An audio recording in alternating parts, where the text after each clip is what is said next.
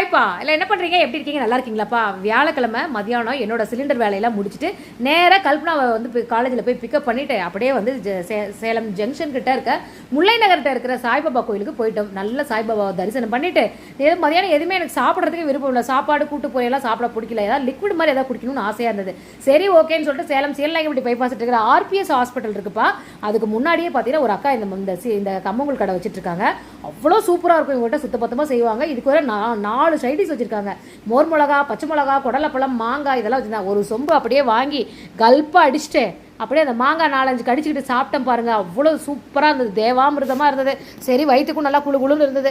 குடிச்சிட்டு நேராக நானும் கல்பனாவும் வீட்டுக்கு வந்துட்டோம். இப்போ எடுத்துகிட்டு வந்த சிலிண்டர்லாம் மேலே எடுத்து வந்து வைக்கலான்னு சொல்லிட்டு எடுத்துகிட்டு வச்சுட்டு இருந்தேன். ஏந்தினா எங்கள் கூடயே வந்துட்டா. உங்கள் வீட்டிலலாம் என்ன லஞ்ச் மெனு பண்ணீங்கன்னு கமெண்ட்டில் சொல்லுங்கப்பா. நம்ம உறவுகளான சக்தி ஆனந்த் அவங்களுக்கு இனிய திருமண நாள் வாழ்த்துக்கள். கண்மணி சரோஜினி இனிய பிறந்தநாள் வாழ்த்துக்கள்ப்பா. ஓகேங்க, பாய்ங்க.